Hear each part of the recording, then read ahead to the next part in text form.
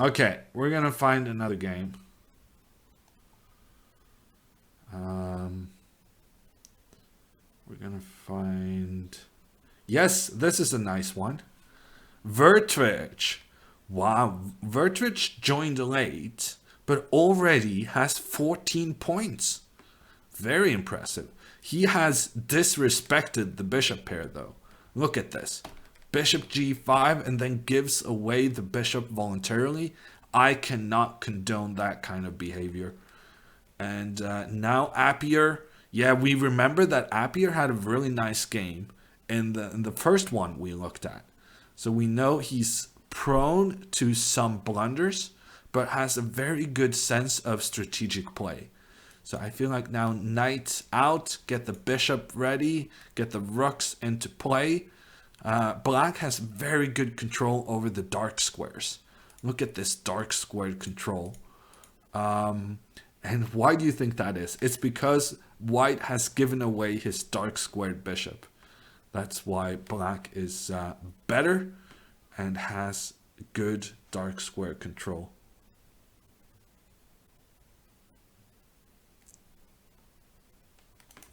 A duel of titans, says Vertrich. Yeah, we're looking forward to it.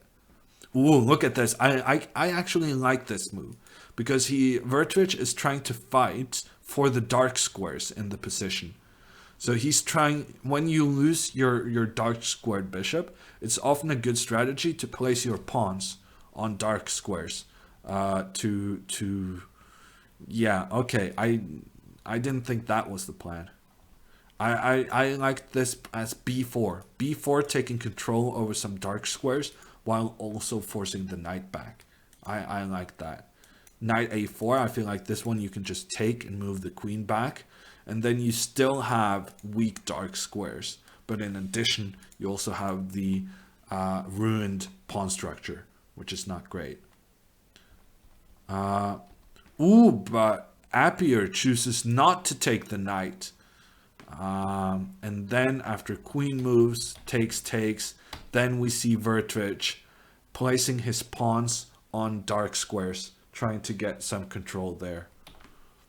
And then c4, very aggressive. He's trying to place his pawn on c5. It's a good strategy. It's a very good strategy. It's such a good strategy, I would play c5. And Appier does just that. Great strategic decision from Appier right there. Making sure that his opponent is unable to place pawns on dark squares.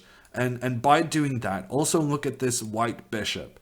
This bishop is kind of knocking on his own pawns. And that's why the c5 move was so good. Because it restricts the possibilities of the bishop. Ooh, and bishop takes c4. Appier striking down with the tactics. The question is, what happens if you sacrifice the queen?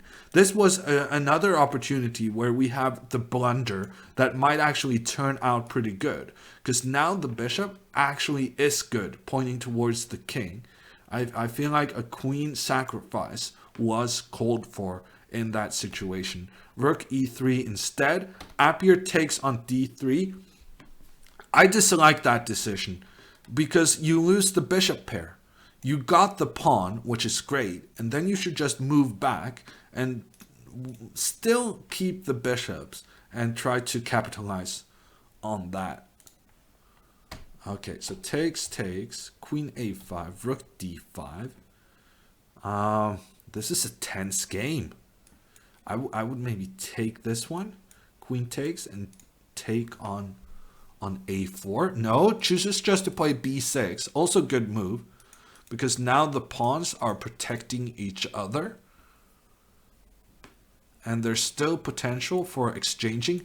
Ooh, knight takes e5. Ooh, and he blunders. He blunders. The tactics in this game have been honestly pretty fancy.